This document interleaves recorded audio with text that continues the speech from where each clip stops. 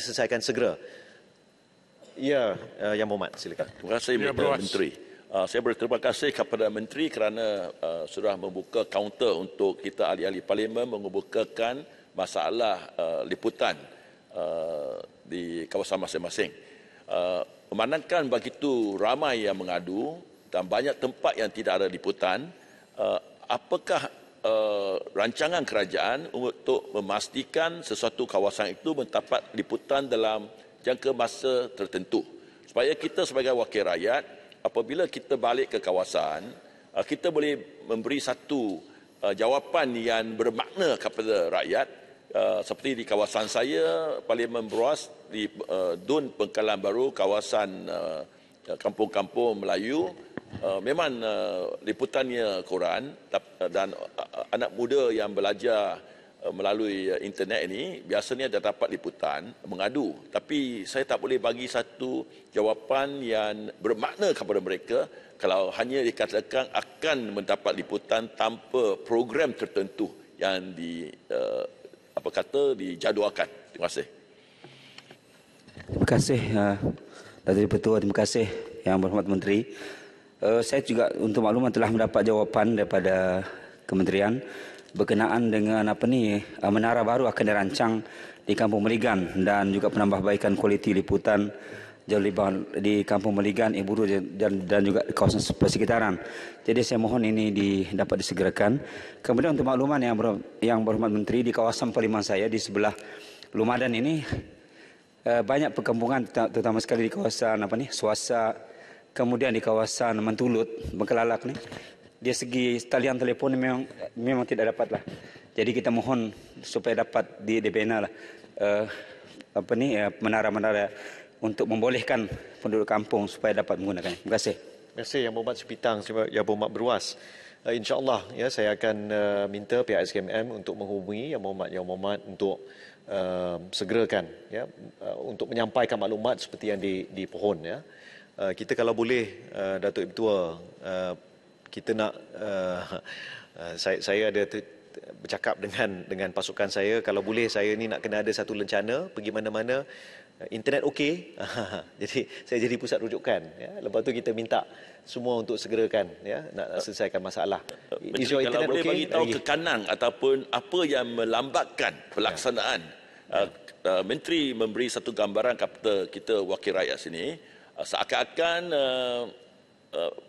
Menteri nak melaksanakan semua yang diminta. Tapi apakah kekanan dan kerana kita pun tidak mahu bagi harapan palsu kepada saya akan jelaskan. Jadi mungkin Yang Berhormat boleh saya akan jelaskan. Isu dia seperti yang saya sebutkan tadi, di banyak kawasan kita ada sedikit isu penyelarasan di antara PBT. Ada setengah PBT dia akan mengenakan 4 permit bagi yang memerlukan kelulusan, ada yang memerlukan 14 melihat kepada PBT masing-masing. Memang pihak kementerian kita ada satu jawatan kuasa untuk menjemput semua exco negeri-negeri untuk kita percepatkan. Tapi saya telah meminta pihak SKMM untuk meneliti kerana Datuk Ketua, pihak SKMM pada 13 dan 14 hari bulan Mac ini akan ke satu majlis anugerah di Geneva di Switzerland yang dikelolakan oleh International Telecommunications Union ataupun ITU, di mana program jendela yang diuruskan oleh SKMM ini telah memenangi tempat pertama, the champion punya award oleh WSIS. Jadi ini adalah satu pengiktirafan besar kepada program jendela, kepada SKMM dan juga kepada pihak kerajaan bahawa sekiranya kita uruskan projek itu dengan baik, maka kita akan dapat capai dan selesaikan masalah itu dengan lebih pantas. Apa yang saya telah minta itu untuk program jendela. Tapi saya minta program itu, kejayaan itu, cara mereka menguruskan itu dikembangluaskan untuk menyelesaikan masalah di kawasan Yang Berhormat. Ini insya-Allah. Minta laluan Tuan Yang Di-Pertua, Yang Berhormat Menteri.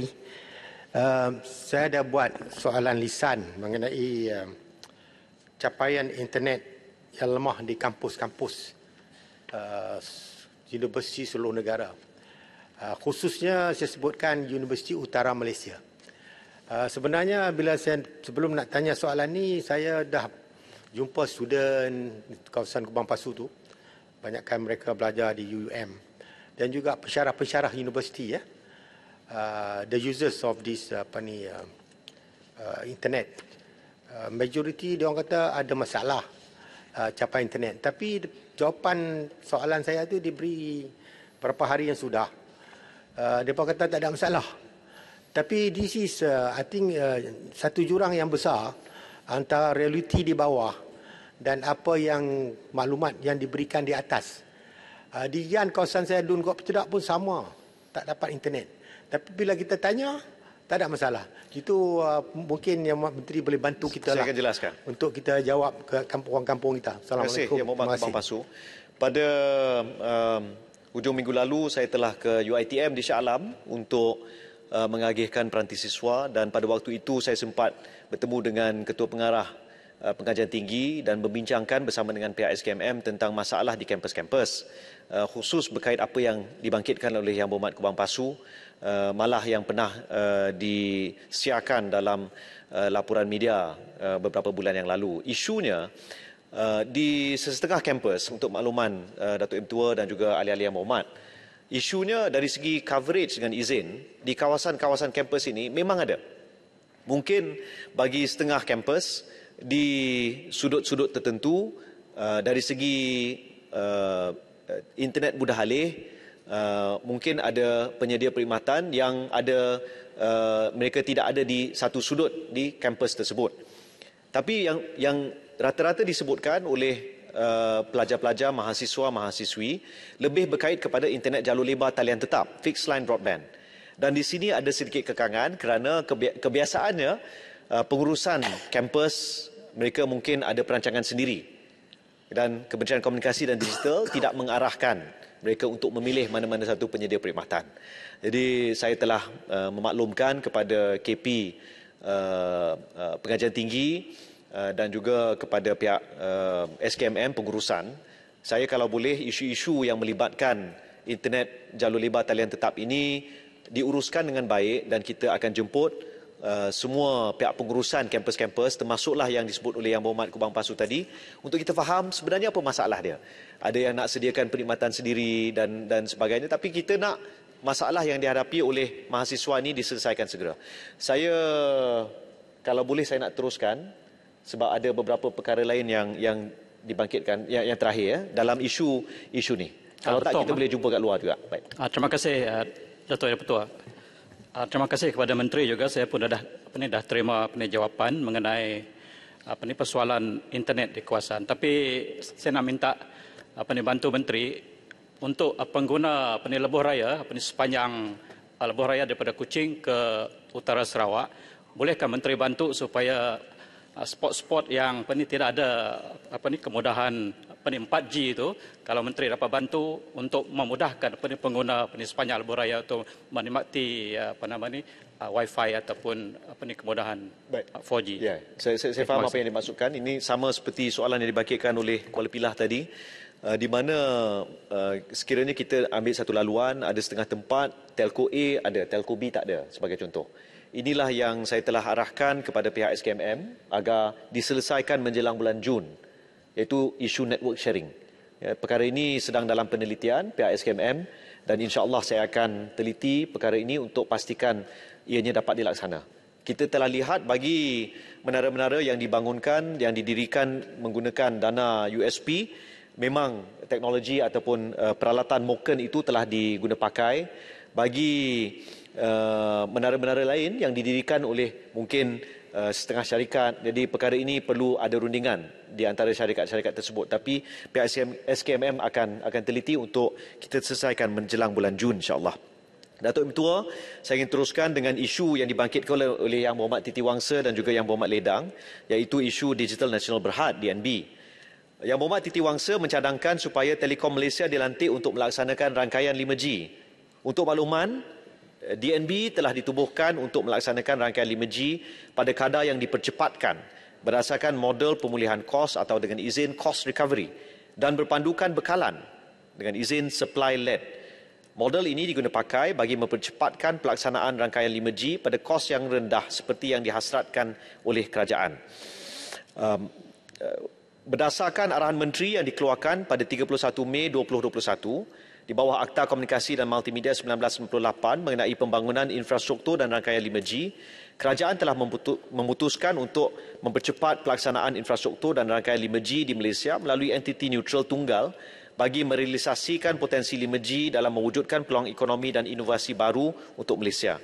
Inilah yang sedang dikaji oleh Kementerian Komunikasi dan Digital serta Kementerian Kewangan, dan insya-Allah satu pengumuman dasar akan dibuat menjelang hujung bulan Mac. Walau bagaimanapun, khusus berkait apa yang dibangkitkan oleh Yang Berhormat Titi Wangsa, TM sebagai sebuah syarikat telekomunikasi turut bersaing dalam industri ini dan berdasarkan apa yang saya sebutkan tadi tidak dapat dianggap sebagai neutral dalam pelaksanaan rangkaian. Bagi menjawab isu yang dibangkitkan oleh Yang Berhormat Ledang, dimaklumkan bahawa sesi libat urus oleh KKD bersama semua syarikat telekomunikasi, CDM TUY, semua, DNB serta SKMM, ianya adalah bertujuan untuk mendapatkan maklum balas dan maklumat tambahan daripada semua pihak yang terlibat dalam menentukan hala tuju model pelaksanaan rangkaian 5G. Sesi libat urus ini masih lagi diteruskan. Malah insya-Allah esok saya akan bertemu dengan semua, di mana masih ada beberapa perkara yang perlu diperhalusi, diperinci, ditelusuri, diteliti sebelum keputusan mengenai hala tuju pelaksanaan 5G dapat dicapai. Kerajaan insya-Allah dijangka membuat keputusan muktamad mengenai pelaksanaan rangkaian 5G ini menjelang hujung Mac 2023. Untuk makluman ahli-ahli yang berhormat, model Single Wholesale Network ataupun SWN yang digunakan DNB adalah berdasarkan model pemulihan kos dan berpandukan bekalan seperti yang saya sebut tadi. Kerajaan pada ketika ini sedang mempertimbang model pelaksanaan serta teknologi-teknologi terkini termasuklah Broadband Wireless Access, BWA, Fixed Wireless Access, FWA, serta teknologi satelit bagi merapatkan jurang digital di antara kawasan bandar, desa dan kawasan-kawasan terpencil yang masih ada penduduk. Sehingga 31 Januari 2023, pihak DNB telah mencapai 52.6% liputan di kawasan berpenduduk, coverage of populated areas ataupun COPA, dan komited untuk mencapai 80% COPA menjelang penghujung 2023 seperti yang telah diumum oleh Yang Berhormat Perdana Menteri berangkap Menteri Keuangan sewaktu pembentangan Belanjawan 2023. Jadi sekali lagi saya ingin tekankan bahawa kerajaan mengambil pendekatan supaya DNB diurus dengan lebih telus dan terangkum supaya dapat mencapai penyertaan penuh oleh pihak penyedia perkhidmatan telekomunikasi.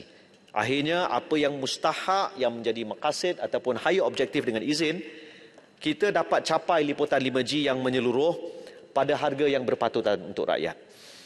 Yang Berhormat Kuala Terengganu, Betung, Kuala Pilah dan Jempol DNB 5G Ledang. Kampar. Ya. Terima kasih. Okay. Terima kasih Bapak Menteri. Saya percaya aspirasi negara kita dan juga rakyat ialah supaya kita ke depan dalam memastikan pelaksanaan rangkaian 5G. Dan itulah kerana supply LED itu telah pun dijadikan sebagai prinsip untuk melaksanakan program 5G ini. Dan saya percaya kita tidak mahu ketinggalan berbanding dengan negara-negara yang dalam rantau kita, terutama Singapura ataupun Vietnam dan juga Thailand. Jadi banyak perkara telah pun ditimbulkan berkenaan dengan single wholesale network ini. Malah banyak juga yang telah menimbulkan masalahnya, kekurangan-kekurangan yang dihadapi akibat daripada ataupun kegagalan akibat berlaku daripada model single wholesale network. Yang kedua ialah berkenaan dengan cara bagaimana pelaksanaan projek ini berhubung dengan rangkaian ataupun dengan syarikat-syarikat penyedia telekomunikasi yang lain. Saya faham tadi yang Berhormat Menteri sebut bahawa proses itu masih berlaku. Dan saya faham, saya amati perkara itu dengan teliti dan saya harap perkara itu benar-benar dapat diselesaikan penghujung bulan ini. Tetapi saya agak bimbang kerana ada perkara-perkara yang sedang ditimbulkan berkenaan dengan cara mana pelaksanaan ini berlaku dari segi proses tender, dari segi proses pemilihan mereka yang berjaya dalam penyediaan menara dan sebagainya. Jadi mohon jaminan berterusan daripada pihak menteri supaya perkara ini dapat ditangani dengan baik, sebab akhirnya kita tidak mahu berlaku ketirisan ataupun ketidaktelusan. Terima kasih. Menteri, saya ada sikit soalan tambahan mengenai 5G. Tadi Menteri ada katakan nak buat semak semula terhadap model 5G. Saya nak tanya, adakah ia termasuk semak semula tender yang diberikan oleh Ericsson? Kerana 3 hari lalu Financial Times telah menerbitkan satu berita, Huawei fights for role as Malaysia reviews 5G tender. Minta izin. Jadi, apakah kesan kepada kerajaan kerana tender telah diberikan kepada Ericsson? Apakah kesan kewangan ataupun implikasi kepada kerajaan sekiranya tender ini disemak semula dan tender ini diberikan kepada pihak lain seperti Huawei? Minta penjelasan. Terima kasih Yang Berhormat Ledang dan Yang Berhormat Kampar. Berhubung apa yang dibangkitkan tadi, memang isu ketirisan, ketelusan adalah isu-isu yang saya amati dan pihak kementerian memang pandang serius. Itulah antara lain sebabnya kenapa kami telah minta sewaktu dibincangkan isu DNB ini, maka kalau dulu MNO ataupun mobile network operator, mereka merasakan bahawa dengan DNB ini kontrak-kontrak ini adalah bersifat black box ya, dan pada satu ketika tak ada visibility dengan izin. Tapi sejak proses ini dimulakan, alhamdulillah kita telah mendapat penelitian, pencerakinan dan a bit more visibility dengan izin.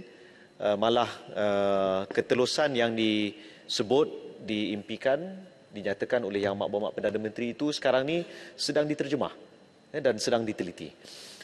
Masa yang sama, sebagaimana dengan mana-mana aspek yang melibatkan tata kelola, urus tadbir, sekiranya pihak berkuasa merasakan ada keperluan untuk meneliti, menyiasat, maka kita serah kepada pihak berkuasa, termasuklah SPRM. Sekiranya perlu, maka siasatlah. Tapi pihak kementerian, bagi saya sendiri, pada waktu ini yang diamanahkan ialah untuk mengelola dan mengemudi proses ini untuk pastikan kita dapat selesaikan proses dan insya-Allah kita akan umumkan. Tapi apa yang disebut oleh Yang Berhormat Ledang itu tadi memang satu perkara yang sentiasa dengan izin in the back of my mind ya. Yang disebut oleh Yang Berhormat Kampar tadi memang sebagai sebuah kerajaan yang mengangkat konsep negara hukum, ya, rule of law, kita juga menghormati dengan izin the sanctity of contract. Ya, sekiranya apa-apa kontrak yang telah ditandatangani, maka kita akan hormat. Tapi masa yang sama, saya ingin nyatakan di sini dalam Dewan Yang Mulia ini, saya dan juga pasukan tidak akan melayan lobby daripada kenyataan-kenyataan yang dibuat sama ada oleh media dalam negara ataupun luar. Kita tidak akan terkesan dari segi penilaian, perbincangan, penelitian, dan sekiranya ada mana-mana media yang mendengar ucapan saya ini, stop it. No more lobbying melalui media luar ataupun media dalam negara maupun luar. Enough. Ya, jadi berikan kami ruang untuk bincang hinggalah ke penghujungnya. We will not entertain and we will not be swayed and neither will we be prejudiced based on bentangkanlah 5 muka surat ke 10 muka surat ke, saya tak baca satu patah pun. Ya, jadi I'm not reading any of that anymore. Di depan saya adalah perbincangan yang perlu dilakukan and I will stick to that dengan izin. Sila. Terima kasih Menteri. Kami sangat menyanjungi akan komitmen Menteri, dan inilah seharusnya bukan saja dari segi kata-kata tapi dari komitmen untuk melaksanakan ya apa yang dianggap sebagai kerajaan madani yang sangat telus ya, bertanggungjawab. Kerana sudah pun disebut-sebutkan, saya sekadar hanya menambah saja sikit bahawa kami bukan saja ke dalam kata-kata komitmen menteri tetapi mesti dilakukan, dan kita sedia maklum dengan monopoli ya single whole network ini saja pun kita tahu bahawa di sana akan ada layers, dan dengan layers bermaksud cost, dan dengan apa yang kawan-kawan sebutkan tadi dengan opik ataupun tidak telusnya perkara itu, pokoknya Menteri tolonglah cut it off, pastikan kita tidak akan dibala ataupun dituduh cakap lain tapi buat lain. On this transparency dan kebertanggungjawaban. Please avoid this monopoly. Terima kasih. Terima kasih Yang Berhormat Kuala Selangor. Saya tidak akan komen lebih dari itu untuk tidak memprejudiskan perbincangan yang sedang berjalan. InsyaAllah. Datuk M. Tua, saya ingin teruskan. Yang Berhormat Kuala Terengganu, Yang Berhormat Betong, Yang Berhormat Kuala Pilah, Yang Berhormat Jempol menyentuh mengenai ekonomi digital dan pusat ekonomi digital ataupun PADI. Untuk makluman ahli-ahli Yang Berhormat, sehingga kini terdapat 911 buah PADI di seluruh negara. Yang Berhormat Perdana Menteri dalam pembentangan Belanjawan 2023 telah mengumumkan pembinaan satu PADI di setiap Dewan Undangan Negeri ataupun DUN yang pada waktu ini tidak ada PADI. Langkah ini sejajar dengan hasrat kerajaan untuk memastikan komuniti setempat di seluruh negara menerima manfaat bagi membantu peniaga kecil meningkatkan pengetahuan ICT dan e-dagang. Inisiatif ini akan melibatkan 169 DUN yang telah dikenal pasti tetapi masih tiada PADI. Susulan pengumuman tersebut, pelaksanaan akan mula insya-Allah menjelang suku keempat 2023. Penggunaan teknologi digital telah menjadi norma baru pasca pandemik COVID-19 dalam pelbagai aspek kehidupan termasuk dalam urusan perniagaan. Walau bagaimanapun, telah wujud satu jurang berkaitan digitalisasi dalam perniagaan berikutan tahap kefahaman dan pendedahan yang berbeza. Sebagai contoh, ada yang beranggapan dan berpuas hati apabila mereka berjaya menjual produk menerusi penggunaan teknologi seperti dengan izin WhatsApp for Business dan mengatakan bahawa perniagaan mereka telah didigitalisasikan. Malaysia Digital Economy Corporation ataupun MDEC menyedari cabaran masa kini dan berusaha untuk membantu meningkatkan tahap digitalisasi perniagaan oleh para usahawan dan perusahaan mikro, kecil dan sederhana ataupun PMKS dalam 3 aspek, iaitu operasi perniagaan, pemasaran dan penjualan serta keperluan logistik menerusi beberapa program. Antara lain, 1. Program 100 Go Digital, di mana MDEC membuka peluang dan bekerjasama dengan pelbagai persatuan perniagaan seperti Malaysia Retail Chain Association ataupun MRCA dan Malaysian Associated Indian Chambers of Commerce untuk melaksanakan sesi kesedaran dan klinik bagi membantu pihak PMKS memahami manfaat digitalisasi dan penyelesaian digital yang diperlukan oleh pihak mereka. Dalam tahun 2022, sebanyak 46,800 PMKS telah mengambil bahagian dan mendapat kesedaran berhubung digitalisasi perniagaan daripada program-program MDEC, di mana sebanyak 25,025 telah memulakan proses digitalisasi perniagaan mereka. Kedua, program adaptasi model ekonomi perkongsian, di mana MDEC memberikan kesedaran berhubung pelbagai perkhidmatan yang boleh diperolehi dan dimanfaatkan oleh pihak PMKS seperti khidmat penghantaran, khidmat pekerja sementara dan pelbagai jenis perkhidmatan yang boleh diperolehi menerusi platform-platform ekonomi perkongsian yang telah ditentusahkan.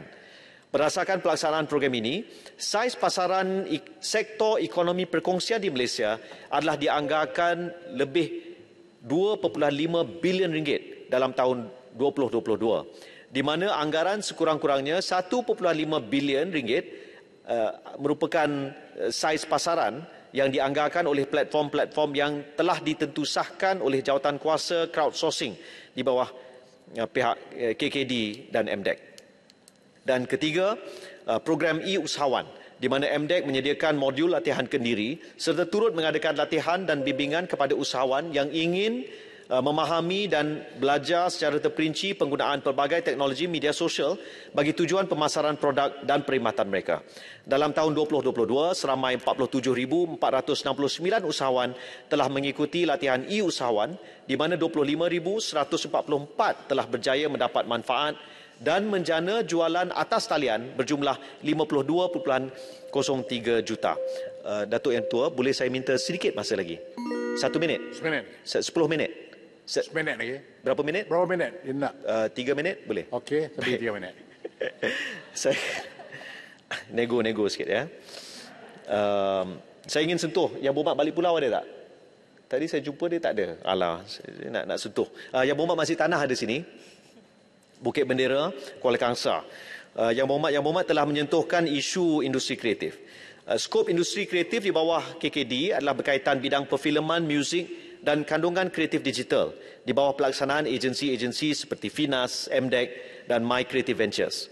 Dalam usaha membangunkan ekosistem industri kreatif, kerajaan melalui KKD telah memperuntukkan sebanyak 102 juta dana kandungan digital di bawah Belanjawan 2023 bagi membantu para penggiat industri kreatif perfilman, muzik dan kandungan kreatif digital untuk berkarya dan menghasilkan produk berkualiti tinggi di bawah seliaan skop KKD. Sejak 2016 sehingga kini, sebanyak 335.9 juta ringgit telah disalurkan kepada 1,699 penggiat industri oleh Kementerian, Finas, MDEC dan MyCV. DKD ini telah membantu mewujudkan sebanyak 38,000 pekerjaan seperti kru produksi, juru kamera, animator, pengatur cara, penulis lirik, pengubah lagu, pengadun muzik dan lain-lain. Antara contoh filem, dokumentari dan animasi yang telah menerima dana DKD ialah Mat Kilau, Kebangkitan Pahlawan, Perebet Sapu, Mekamato by Animonstar Studio, Agent Ali the Movie, Air Force, Selagi Bernyawa, Malaysia's Last Tigers, Barbarian Invasion, Small Town Heroes, The Spirit of Lion dan lain-lain lagi melalui pelbagai program yang telah disediakan. Bagi tahun 2023, Finas membuka tawaran bagi membantu syarikat penerbitan tempatan melalui Dana Filem Cereka, Dana First Time Amateur Filmmakers ataupun FAME bagi karyawan, graduan dan pengarah yang pertama kali mengarah filem tempatan. Manakala MDEC pula menawarkan Grant Project Mini, Grant Pembangunan dan Grant Produksi bagi membantu pembangunan kandungan bagi produk animasi dan e-games dalam kategori Enterprise, syarikat perkongsian, liability terhad dan sendirian berhad melaksanakan projek dalam tempoh jangka masa pendek. Selain itu, MyCV selaku agensi pelaksana DKD Industri Muzik telah membuka tawaran melalui program pemasaran dan promosi antarabangsa, keboleh pasaran domestik dan dana persembahan muzik yang turut merangkumi penghasilan lagu dan video muzik, pemasaran di dalam dan di luar negara serta penganjuran konsert. Ada lagi yang ingin saya jawab, tapi saya rasa mungkin saya akan Yang Berhormat Masjid Tanah. Terima kasih Tuan Speaker. Terima kasih saya di atas jawapan daripada Yang Berhormat Menteri. Saya rasa gembira dengan inisiatif-inisiatif untuk membangunkan industri kreatif di Malaysia. Dan saya tertarik dengan kenyataan daripada Yang Berhormat Menteri berkenaan dengan 3,000 kru produksi di belakang tabir dan sebagainya. Saya punya soalan ialah bagaimanakah kerajaan melihat untuk melindungi pekerja-pekerja industri kreatif ini di belakang tabir kerana mereka tidak mempunyai gaji harian dan sebagainya. Jadi apakah perancangan dan juga inisiatif yang boleh dimainkan oleh kerajaan untuk melindungi mereka pekerja industri belakang tabir ini? Terima kasih. Terima kasih Yang Berhormat. Dalam minit-minit yang dalam saat-saat yang terakhir ni, kerana 3 minit pun dah selesai, yang boleh saya sebut tadi, seperti yang saya sebut tadi, 38,000 bukan 3,000, 38,000 pekerjaan yang telah diwujudkan melalui program DKD secara langsung dan tak langsung. Tapi yang penting, betul, ramai kawan-kawan saya yang kita kenal yang terlibat dalam bidang ini, mereka kadang-kadang bersifat part-time dengan izin. Bila ada projek, ada production, barulah mereka terlibat. Kalau tak, mungkin mereka terlibat dalam bidang-bidang lain. Dan waktu pandemik, saya tahu ramai kawan-kawan saya dalam bidang production.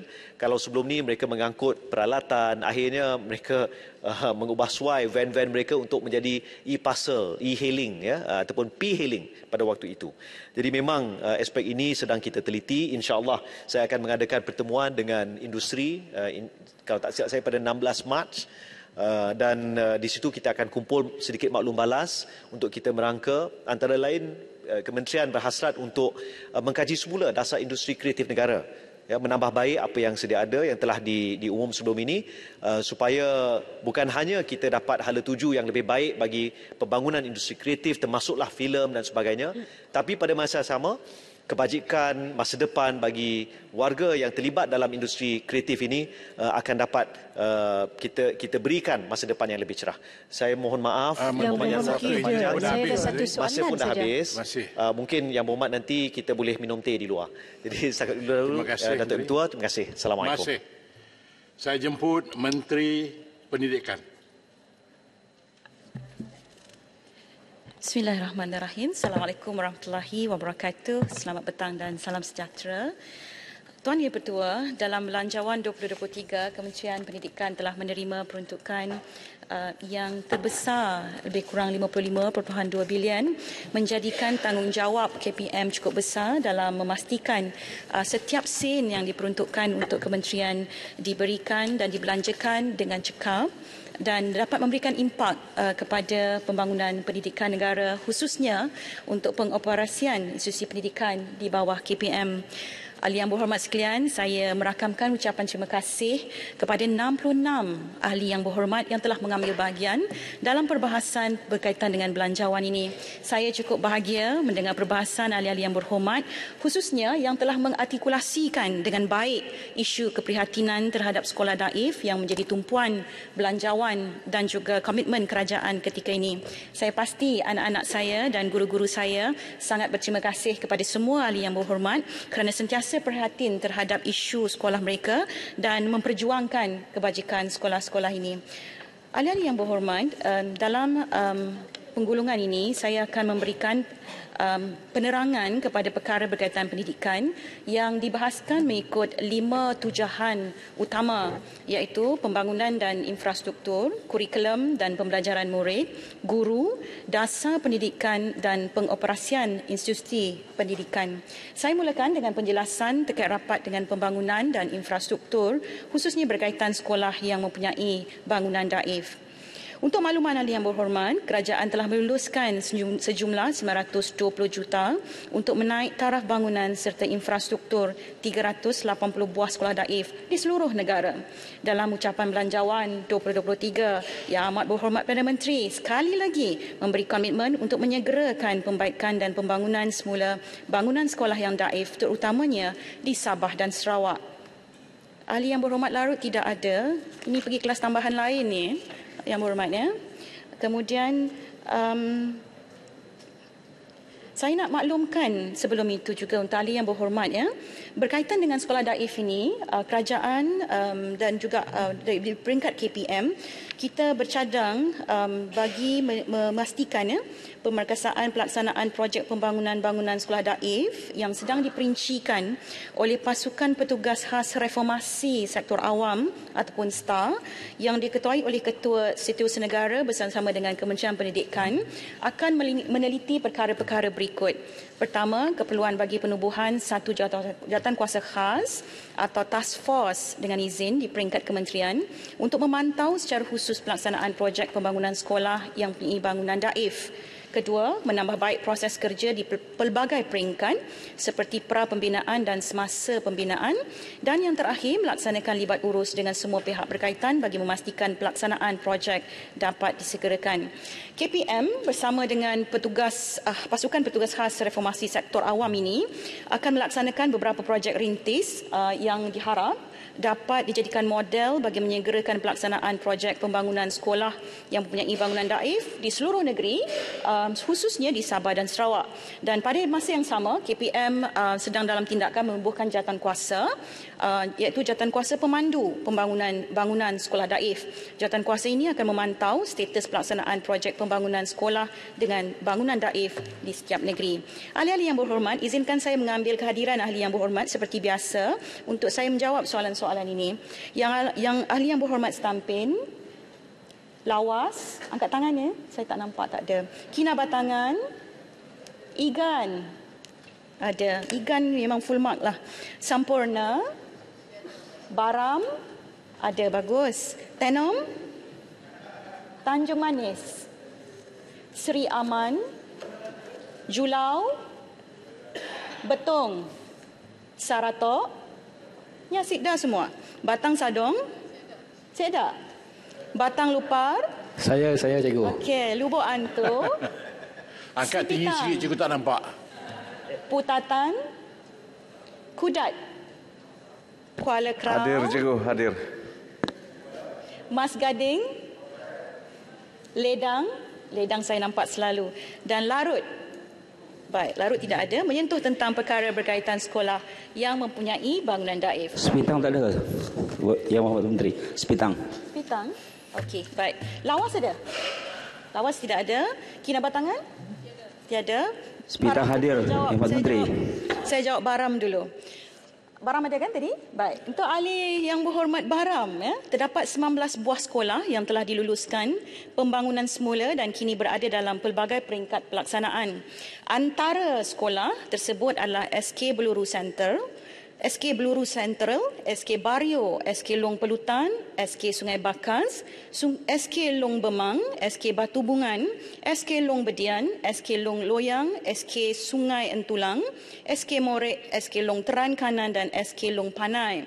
Bagi sekolah lain yang dinyatakan oleh ahli yang berhormat Baram, KPM melalui Jabatan Pendidikan Negeri Sarawak sedang meneliti keperluan kebolehksanaan pembinaan bangunan gantian di sekolah-sekolah ini, terutama dalam aspek keperluan sebenar, lebihan baki tanah sekolah serta status hak milik tanah sebelum dimohon untuk pertimbangan agensi pusat. KPM akan bekerjasama dengan Kerajaan Negeri Sarawak dan Jabatan Tanah dan Servis Sarawak serta Jabatan Ketua Pengarah Tanah dan Galian bagi menyelesaikan isu berkaitan hak pemilikan tanah. Tanjung Manis ada? Tidak ada. Seri Aman? Tidak ada. Mas Gading? Siapa itu? Mas Gading ada. Mas Gading ada, okey. Untuk ahli Parlimen Mas Gading, sebanyak 14 projek Menteri Seri Aman ada dalam Dewan.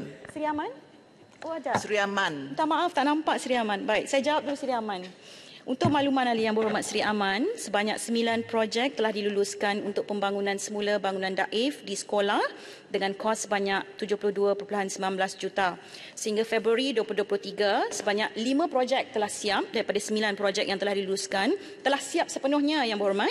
3 projek di peringkat pembinaan dan 1 projek di peringkat prabina. KPM akan mengemukakan cadangan pembinaan semula bangunan daif di SK Nangga Sekerang dan SK Gawang Empili dalam RMK ke-12 RP4 tahun 2024. Ya, berhormat ya. Baik, Mas Gading ada 14 projek ahli yang berhormat menaik taraf dan membangunkan semula bangunan daif di sekolah telah diluluskan dengan kos berjumlah 45.45 juta sehingga Februari 2023 14 projek telah siap sepenuhnya yang berhormat di Mas Gading. Baik, Sipitang ada? Baik. Ahli yang berhormat Sipitang telah bertanya tentang status pembaikan atau pembangunan semula bangunan di beberapa sekolah di Parlimen Sipitang. KPM ingin memaklumkan terdapat bangunan yang dikategorikan pada skala 6 iaitu di SMK Gadung. KPM sedang mendapatkan kelulusan pengesahan tidak selamat dan syur roboh daripada pihak JKR Sabah sebelum sebarang permohonan perobohan dan penggantian bangunan daif dikemukakan untuk pertimbangan dan kelulusan agensi pusat. Selain itu, KPM melalui JPN Sabah sedang meneliti keperluan kebolehksanaan penyelenggaraan atau pembinaan bangunan gantian di SMK Pengiran Omar dan SMK Western, terutama dalam aspek keperluan sebenar dan kondusi keadaan fizikal berdasarkan skor grade impak yang telah ditetapkan sebelum dimohon untuk pertimbangan agensi pusat. Bagi sekolah-sekolah yang kategori 6 dan 7 ini, ahli-ahli yang berhormat, saya sangat menggalakkan ahli yang berhormat sentiasa untuk merujuk kepada KPM supaya kami kita sama-sama dapat mengenal pasti dan segera membuat permohonan-permohonan untuk pembaikan bagi sekolah-sekolah yang berskala 6 dan 7 ini. Lubuk Antu ada tadi kan? Ada, okey. Lubuk Antu, sebanyak 15 projek pembangunan semula sekolah dengan kos sebanyak 50.20 juta telah diluluskan. Sehingga Februari 2023, 4 projek adalah di peringkat pra-pembinaan iaitu di SK NG Tibu, SK NG Lidong, SK Isu Bangat dan SK San Semanju. KPM turut akan mengemukakan cadangan pembangunan semula di SK Nangga Enteban dalam RMK ke-12 RP4 tahun 2024. Saratok ada? Saratok tidak ada.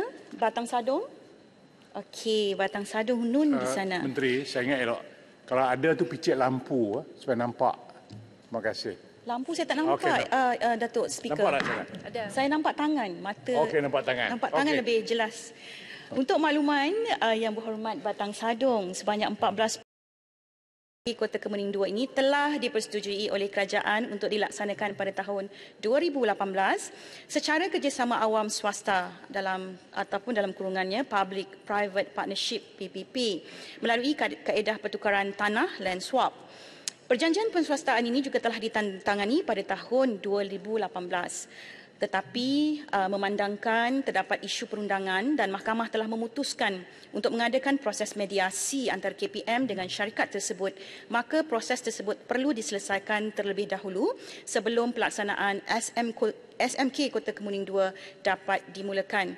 Cuma untuk ahli yang berhormat Kelang, kita sedang berusaha untuk sekolah ini, maknanya dari segi proses untuk dijadikan realiti itu sedang berlangsung.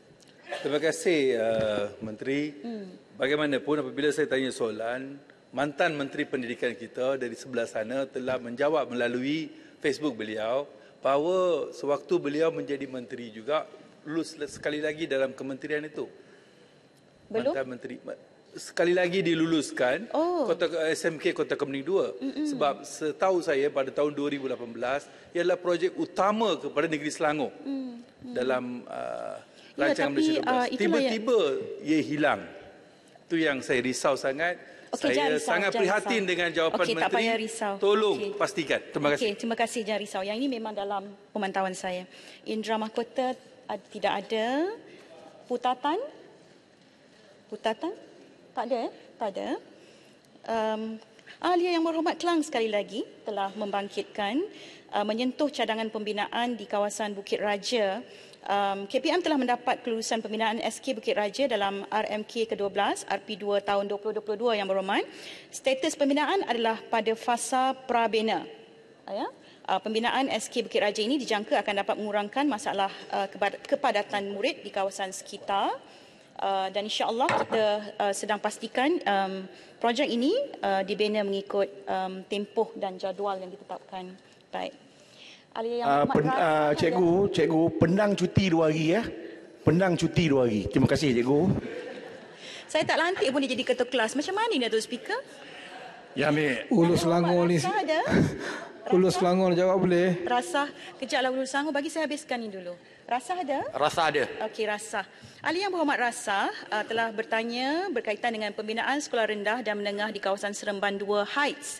KPM menerusi JPN Negeri Sembilan merancang yang berhormat untuk mengemukakan permohonan kepada agensi pusat berhubung cadangan pembinaan kompleks sekolah iaitu sekolah rendah dan sekolah menengah di kawasan Bandar Sendayan dalam RMK ke-12 RP4 tahun 2024 tertakluk kepada keutamaan dan kedudukan kewangan semasa kerajaan. Kita ambil perhatian tentang isu ini yang berhormat dan kita telah pun berancang untuk mengemukakan permohonan berdasarkan saranan yang dikemukakan oleh yang berhormat. Terima kasih yang berhormat. Terima kasih Menteri. Tidak ada. Setio ada? Setio, ahli yang berhormat Setio bertanya ataupun mencadangkan berkaitan dengan cadangan pembinaan Dewan Sekolah di SMK Penarik. Seperti yang dibangkitkan, KPM telah mengemukakan permohonan bagi membina sebuah Dewan Sekolah dalam RMK ke-12 RP3 tahun 2023 untuk pertimbangan agensi pusat. Walaupun kelulusan ini tertakluk kepada keutamaan dan kedudukan kewangan semasa kerajaan dan perkara ini telah pun diambil perhatian oleh KPM untuk ahli Parlimen Setio. Ahli yang berhormat Setio juga telah membangkitkan berkaitan pembinaan sebuah institut pendidikan guru di daerah Setio. Terima kasih ahli yang berhormat. Tetapi dalam keadaan sekarang, untuk makluman ahli yang berhormat, kapasiti keseluruhan ruang pembelajaran di 27 buah IPG campus dapat menampung sehingga 22,500 orang pelajar. Bilangan pelajar di IPGK Sultan Mizan adalah 546 orang, manakala di IPGK Datuk Razali Ismail adalah seramai 1,283 orang. Oleh itu, bilangan kampus IPG sedia ada sudah mencukupi sesuai dengan unjuran pelajar seramai 4,000 hingga 6,000 setahun. Khusus di Negeri Terengganu, IPG Kampus Sultan Mizan di Besut serta IPG Kampus Datuk Razali Ismail di Kuala Terengganu masih boleh menampung keperluan enrolment pelajar. Jadi setakat ini yang berhormat, tidak ada lagi keperluan di daerah Setio, tetapi yang sudah ada di kampus khususnya di Kampus Sultan Mizan dan juga Datuk Razali Ismail boleh menampung. Ya? Baik, libaran ada? Ibarat ni sangat penting sebenarnya, tapi dia tak ada. Cuma saya nak rakamkan yang berhormat Datuk Speaker untuk isu yang dibangkitkan oleh Libaran ini adalah berkaitan dengan sekolah seni Malaysia. Cuma saya nak rakamkan bahawa kami di KPM sangat menghargai bakat anak-anak khususnya daripada Sabah dan Sarawak, dan perkara ini terbukti dengan kehebatan murid di SMK Elopura iaitu Feli Stacey Paimin yang telah bersama-sama memberikan persembahan yang cukup menakjubkan tuan-tuan dan puan-puan ahli yang berhormat sekalian semasa konsert diraja KPM yang dipersembahkan kepada Duli Yang Maha Mulia Raja Permaisuri Agong pada 23 hingga 25 Februari 2023 yang lalu. Jadi saya rakamkan ucapan tahniah kepada anak kita ini yang telah membuktikan bahawa bakat beliau adalah bakat yang sangat luar biasa. Seterusnya yang berhormat, yang ditanya ataupun yang dibangkitkan oleh yang berhormat Ledang dan juga Padang Terap ada? Okey. KPM ingin memaklumkan pada masa ini sekolah berasrama penuh. Saya dapati dalam tempoh perbahasan, beberapa ahli yang berhormat telah mencadangkan penubuhan sekolah-sekolah khusus seperti sekolah berasrama penuh serta sekolah menengah kebangsaan agama. Untuk makluman ahli yang berhormat, KPM tidak hanya menumpukan kepada pembinaan sekolah-sekolah khusus kerana akses pendidikan perlu diberikan sama rata kepada semua. Jadi untuk pertanyaan oleh yang berhormat Ledang dan Padang Terap, KPM ingin memaklumkan pada masa ini sekolah berasrama penuh di negeri Johor yang berhormat dan Ledang mampu menampung kemasukan murid yang berpotensi dari kalangan anak watan negeri tersebut. Selain itu, ahli yang berhormat Setiu, Hulu Langat dan Kudat mencadangkan agar sekolah menengah kebangsaan agama yang dibina di kawasan Parlimen ahli yang berhormat. Jadi untuk makluman ahli parlimen dan juga ahli berhormat sekalian, KPM telah meneliti program pendidikan aliran agama yang ditawarkan di ketiga-tiga daerah tersebut, Setiu, Hulu Langat dan Kudat, dan mendapati pendidikan aliran agama yang ditawarkan menerusi SMKA atau Sekolah Agama Bantuan Kerajaan di daerah tersebut serta daerah berdekatan masih mampu untuk menampung keperluan dan permintaan murid yang berminat dalam aliran tersebut. Di samping itu, sekolah-sekolah menengah harian, kita jangan lupa tuan-tuan dan puan-puan, ahli-ahli berhormat yang sekalian, bahawa di daerah-daerah, di sekolah menengah harian juga, di daerah-daerah ini turut menawarkan pakej pelajaran agama serta kelas aliran agama. Jadi KPM sentiasa akan memastikan pembinaan ini dan khususnya sekolah khusus ini dari semasa ke semasa akan memberikan manfaat kepada semua, dan yang paling penting adalah bagaimana kita nak memberdayakan sekolah-sekolah sedia ada dan memberikan tumpuan kepada pendidikan yang berkualiti. YB Menteri, Kudat minta laluan. Silakan Kudat. Mana Kudat tu? Okey, ya. Ya, saya ada bangkitkan berkenaan dengan masalah pengujudan sekolah menengah agama di daerah Kudat, sebab di sebelah utara